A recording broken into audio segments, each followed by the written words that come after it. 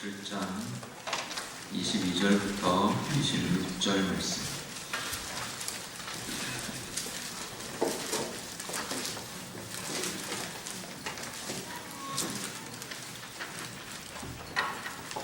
신약성경 49쪽입니다. 마태복음 27장 22절에서 26절 말씀 다같이 읽겠습니다. 빌로다가 이르되 그러면 그리스도라 하는 예수를 내가 어떻게 하랴? 그들이 다 이르되 십자가에 못 박혀야 하겠나이다. 빌라도가 이르되 어찌니냐? 무슨 악한 일을 하였느냐? 그들이 더욱 소리질러 이르되 십자가에 못 박혀야 하겠나이다 하는지라. 빌라도가 아무 성과도 없이 도리어 밀란이 나려는 것을 보고 물을 가져다가 우리 앞에서 손을 씻으며 이르되 이 사람의 피에 대하여 나는 무죄하니 너희가 다 알아. 백성이 다 대답하여 이르되 그 피를 우리와 우리 자손에게 돌릴지어다 하거늘. 이에 바라바는 그들에게 놓아주고 예수는 채찍질하고 십자가에 못 박히게 넘겨주니라. 아멘.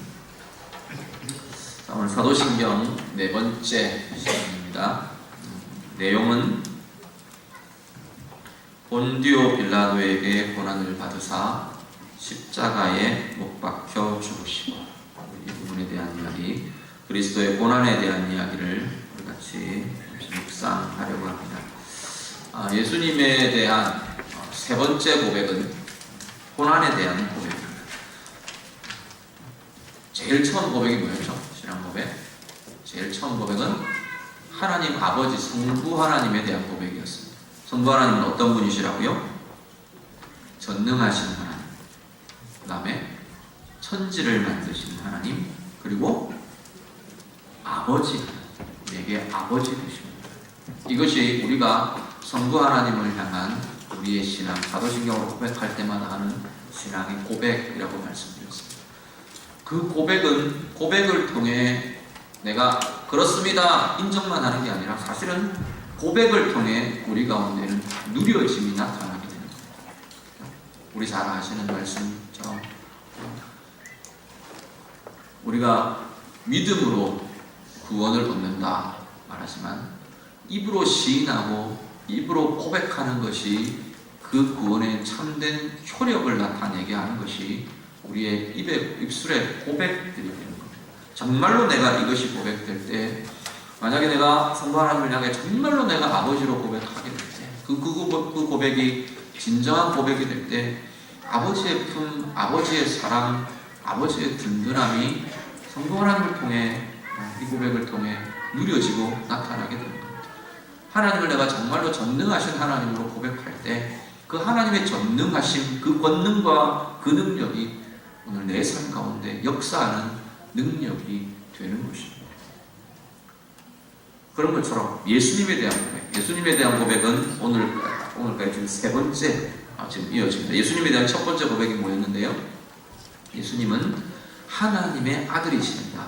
하나님의 아들이시고 나의 주님이시고 그리스도이십니다. 구원자이십니다. 이게 첫 번째 고백이었습니다. 두 번째, 그분의 탄생에 대한 고백이 지난 시간에 했던 겁니다. 성령으로 잉태하사 동정녀 마리아에게 나셨습니다.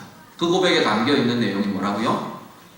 왜 예수님이 동정녀 탄생으로 이 땅에 오셔야 했느냐? 하나님, 참된 하나님이십니다.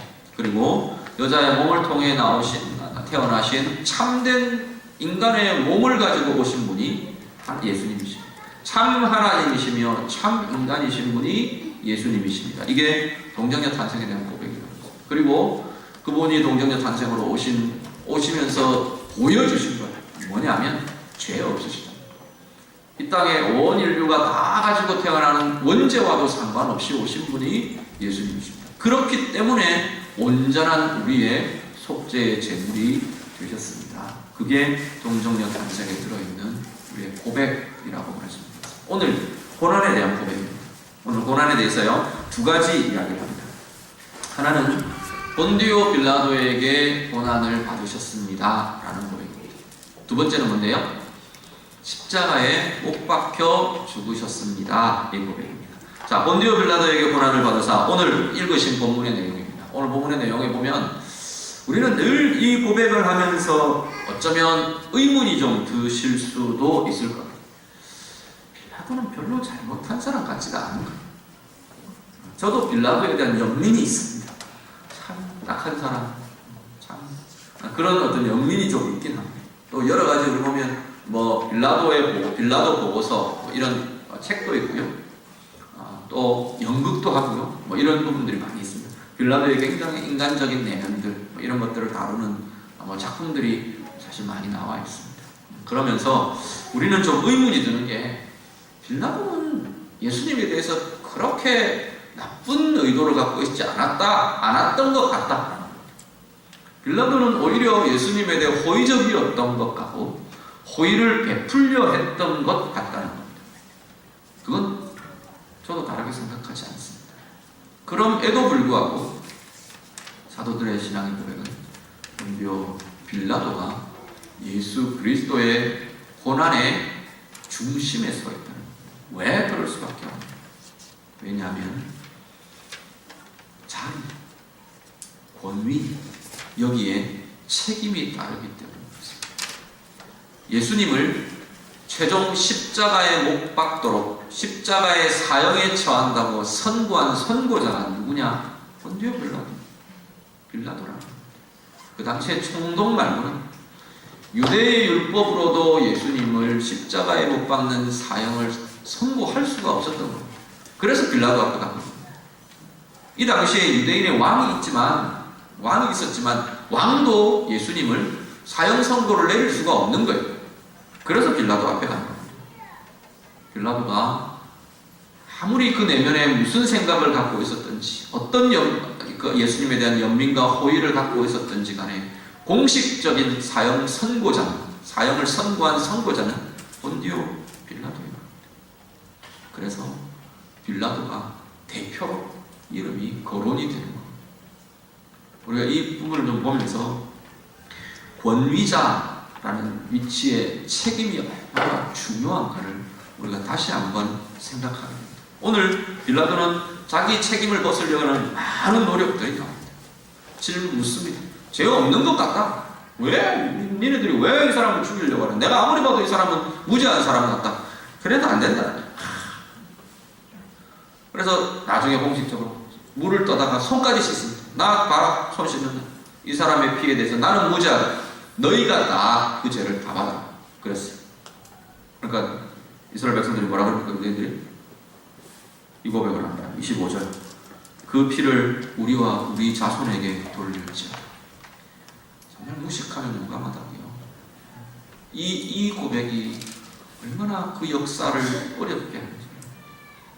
그 숱한 역사 가운데 유대인 학생들, 많은 역사학자들, 많은 신학자들은 이 선포, 이 고백의 참남한 고백의 결과들이었다고 이야기를 합니다. 수많은 유대인들의 학살과 피 흘림과 떠도는 것과 식민지와 하는 부분들, 결국은 이 담대한 선포, 여기서 나온 것으로 많이 이해를 합니다. 그럼에도 불구하고 빌라도요, 자신의 그 선고자라는, 심판자라는 책임의 자리, 권위자라는 이 리더십의 권위의 자리, 그 자리에 대한 책임은 빌라도에게서 면책될 수 없는 것이라. 오늘 우리들이 우리의 자리, 우리의 위치를 좀 잘 살피셔야 합니다. 아이고, 나는 아무 자리가 없으니까, 특별한 높은 위치가 없으니까.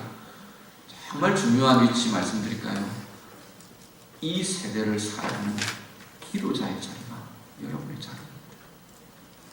이 세대를 중보해야 될 중보 기도의 책임이 있는가?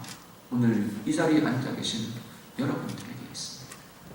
이 땅에 그리스도의 빛을 비추어야 하는, 여러분이 살아내는 삶의 자리에서 예수의 빛을 비추어내야 하는 책임이 여러분에게 있습니다. 그리스도인이라는 이 이름의 책임이 얼마나 무거운지를 여러분이 생각하십니다. 자리에 걸맞은 책임을 지지 못했을 때, 책임 있는 행동을 하지 못했을 때 어떤 어려움들이 오는가 우리 톡톡히 보지 않습니다. 뚜렷이 보고 있지 않습니다. 한 나라의 수장으로, 한 나라의 리더라는 그 자리에서 그 책임을 다하지 못하면, 건강하게 그것들을 하지 못하면 내가 맡아 있는 그 자리가, 그 모든 공동체가 뒤죽박죽이 되고 혼란이 되는 것을 우리가 보고 있지 않습니까? 가정에서요, 부모의 책임을 우리가 하지 못하면 가정이 혼란스러울 수밖에 없습니다. 어지러워질 수밖에 없습니다. 믿음의 부모, 믿음의 가장의 역할을 우리가 해내지 못하면 우리의 가정은 뒤흔들리고 뒤틀리고 왜곡된다는 겁니다.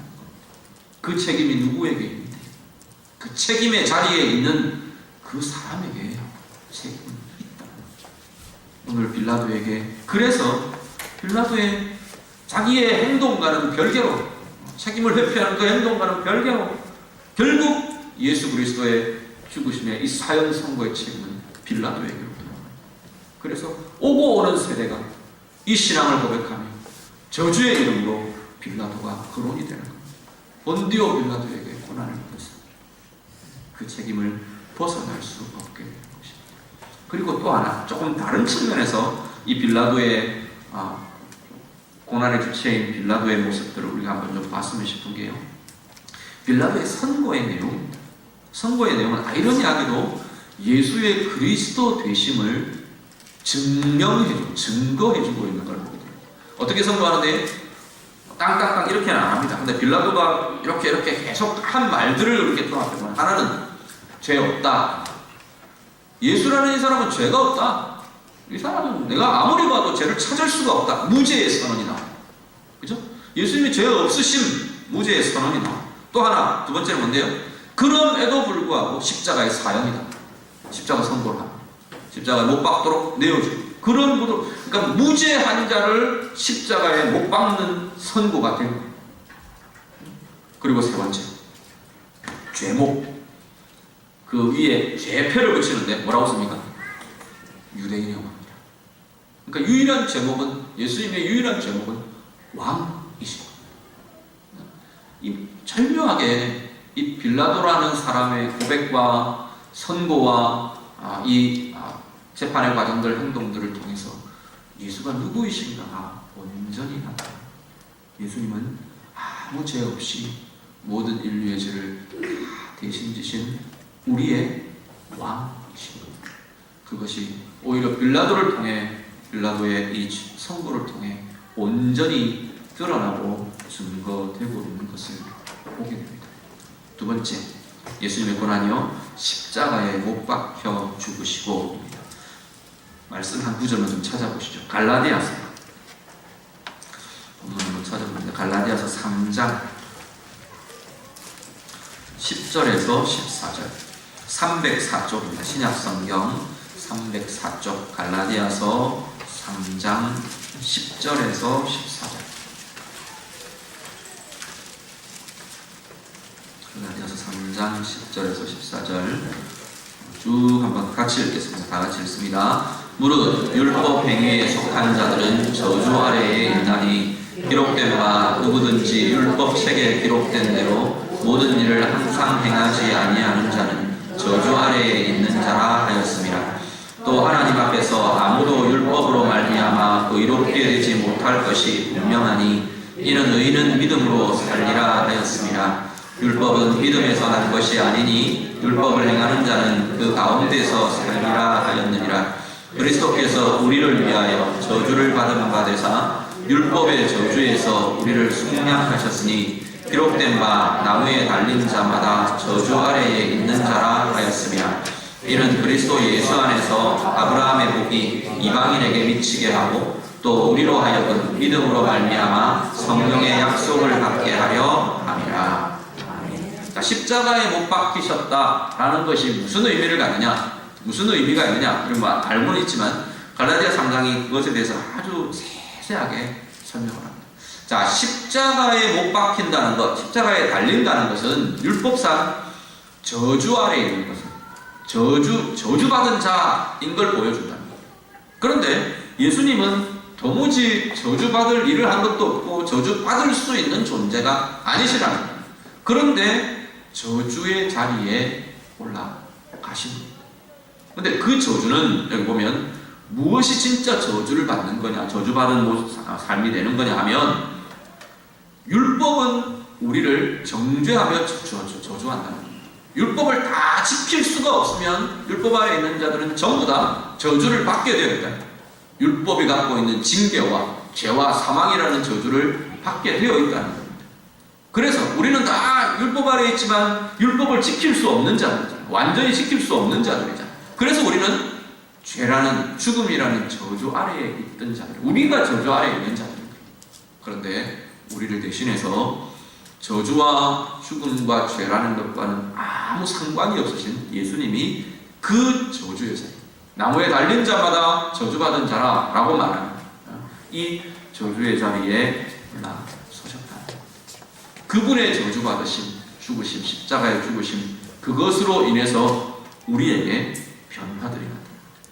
그것을 믿는 자들만, 믿는 자는 이제는 그 저주에서 놓여난, 죄라는 저주에서, 죽음이라는 저주에서, 묶임이라는 그 저주에서 놓여나게 된다. 속량된다. 그것을 지금 갈라디아서 3장이 이야기합니다. 속량된다. 놓여난다. 또 하나 14절 보시면 그리스도 예수 안에서 아브라함의 복이 그 믿는 자에게, 이 예수 그리스도의 십자가의 죽으심을 믿는 자에게 아브라함의 복이 나타난다. 그렇게 말합니다. 아브라함의 복은 뭔데요? 하나님의 백성 되는 복입니다. 물론 아브라함에게 뭐 땅의 복, 자손의 복, 뭐 복의 근원이 되는 복 주셨습니다. 그거 다 포함해서 하나님의 자녀 되는 복이 누구에게? 예수의 십자가를 믿는 이에게 나타난다라고 지금 말합니다. 원래는 그럴 수 없는 우리들인데, 혈통적으로는 안 되는 인간들인데, 안 되는 존재들인데, 예수를 믿는 믿음으로 우리는 하나님의 자녀 되는 복이 우리에게 주어졌다. 그리고 또 하나, 맨 마지막 14절 맨 끝에 성령의 약속을 받게 합니다. 그 모든 믿는 자들에게, 예수의 십자가의 죽으심을 믿는 모든 이들에게 성령이 주어집니다. 하나님의 영, 그분의 영이 우리 안에 주어지게 됩니다. 이것이 그리스도의 십자가의 죽으심으로 인해 우리에게 일어난 결과입니다. 우리가 예수 그리스도의 십자가에 못 박혀 죽으시고 라는 고백을 할 때마다 우리 안에 이 고백들, 이 믿음, 특히 이 능력들이 우리 가운데 누려지실 수 있게 됩니다. 아무 죄 없는, 저주와는 상관이 없는 그분이 우리 대신 저주의 자리에 오르신 것, 달리신 것, 그리고 그것으로 인해서 내가 저주에서 놓여났다. 그 고백이 예수 그리스도께서 십자가에 못 박혀 죽으셨다라는 고백입니다. 내가 저주에서 놓여났다. 그리고 하나님의 자녀로, 성령을 부음받은 자로 나는 변화되었다. 그 고백이 들어있는 것이 바로 예수 그리스도의 고난의 고백입니다. 오늘 우리 안에 이 고백을 들을 때마다 이 은혜가 다시금 새롭게 되고, 이 사랑이 다시금 새롭게 되고요. 또다시 오늘 더 나아가서 본디오 빌라도와 같은 우리의 자리, 내가 서 있는, 오늘 내가 살아내어야 되는 자리에 대한 하나님의 책임들을 다시금 붙들 수 있기를 바랍니다. 그리고 특별히 예수 그리스도로 인한 하나님의 자녀된 성령이 보여준 성령의 충만한 오늘 우리의 삶의 자리마다, 고백의 자리마다 누려지고 고백되시는 우리 모두의 삶이 되시기를 간절히 바랍니다. 같이 기도하겠습니다. 오늘 말씀의 의미를 가지고 한번 우리가 다시 한번 하나님 앞에 고백해 보시면 좋겠습니다. 본디오 빌라도에게 예수님이 고난을 받으셨습니다. 그 선고대로 예수님은 죄 없으신 분이 십자가의 사형을 당하셨고, 오직 우리의 왕 되심이 예수님이 십자가에 못 박히셔야 했던 이유였습니다.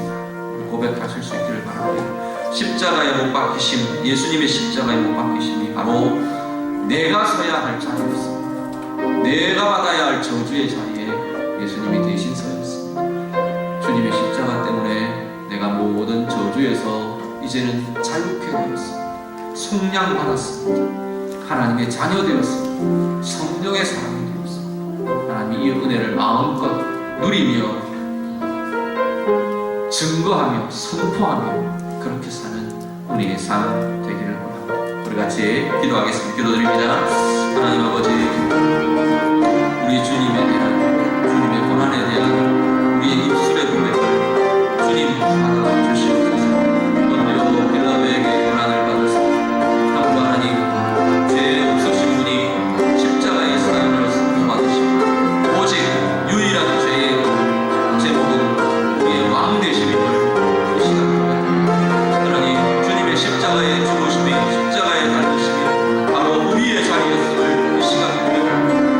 저주의 자리에 서려했던 하나님, 죄와 죽음의 자리에 서 있었던 우리를 대신하여 주님이 십자가에 하나님 못 박히셨고 그 주님의 십자가에 죽으신 이제는 오늘 우리가 죄에서, 저주에서, 죽음에서 속량된 자, 자유케 된 자 되었음을 이 시간도 고백합니다. 하나님, 모든 고백의 자리마다 이 자유함이 누려지게 하시고 이 승리가 누려지게 하시고 하나님, 모든 고백의 자리마다 이제는 하나님 자녀된 은혜의 역사가, 그 사랑의 기쁨이 오늘 우리 가운데 누려지는 귀한 죄자녀들 다 되게 해 주시옵소서. 이로 인하여 성령의 약속을 받게 되었다고 말씀하셨습니다. 하나님, 이 고백이 있는 자리마다 성령의 충만함이 나타나 성령의 만지심과 위로와 회복과 은혜와 능력이 부어지는 우리 모든 죄자녀들 다 되게 하여 주시옵소서. 우리 한 번 더 기도하겠습니다. 우리 이 나라와 이 민족, 이 나라의 국정, 정국을 위해서 시간 한 번 더 같이 기도해 주시기 바랍니다. 오전 설교 때도 말씀드린 것처럼 하나님께서 하나님의 신실한 사람들, 하나님의 충성된 제사장들, 충실한 제사장들을 세우신다고 말씀하셨습니다. 오늘 이 땅의 교회가, 오늘 하나님의 자녀들이, 오늘 우리가, 하나님, 제가 하나님의 충실한 제사장이 되어 이 땅의 중보자로서의 책임을 다 하기를 원합니다. 기도의 무릎의 책임을 하나님, 내가 다 하겠습니다. 우리 같이 좀 결단하면서 이 땅을 위해 기도해 주시고 대통령을 위해서 기도해 주시기 바랍니다. 실수하고 잘못한 것은 그렇고 지금부터라도 남아있는 모든 것이라도 바르게 결정하고 바르게 결단하고 바르게 선택할 수 있도록 위해서 기도해 주시기 바랍니다. 여당의 지도자들, 야당의 지도자들, 모든 우리 위정자들을 위해서 기도해 주시기 바랍니다. 하나님을 믿는 사람이든 예수를 아는 사람이든 모르는 사람이든 모든 마음들을 하나님이 주장해 주시고 전국이 풀어져 가며 온 국민들을 더한 분노나 더한 미움에, 분열에, 극단적인 분열에 사로잡히게 하지 않도록 여당과 여당의 지도자들이 화합하며 함께 풀어가며 함께 이 일들을 해결해 갈 수 있는 은혜가 있도록 위해서 같이 기도해 주시기 바랍니다. 이 땅의 경제를 위해서, 이 땅의 안보를 위해서, 이 땅의 모든 하나님의 은혜 주심과 긍휼히 여겨주심을 위해서 우리 같이 기도하겠습니다. 기도드립니다. 하나님 아버지, 이 나라의 민족을 위해서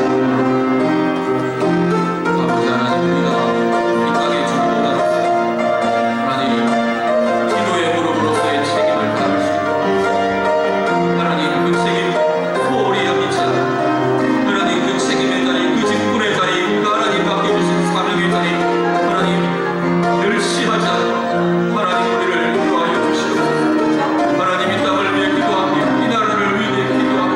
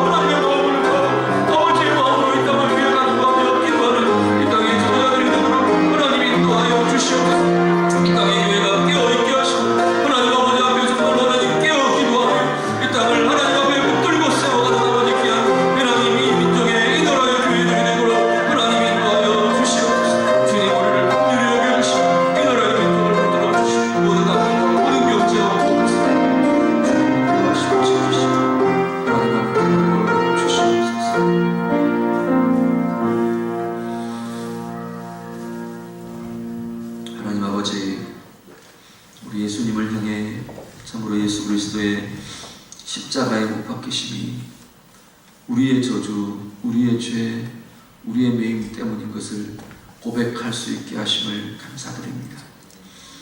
고백하는 모든 입술마다, 모든 영혼마다, 모든 삶의 자리마다 하나님, 우리 주님의 생명의 역사가, 주님의 자유케 하심이, 하나님의 자녀됨의 은혜가, 성령의 사람됨의 권세와 능력이 날마다 풍성히 누려지는 귀한 일을 다 되도록 인도해 주시옵소서.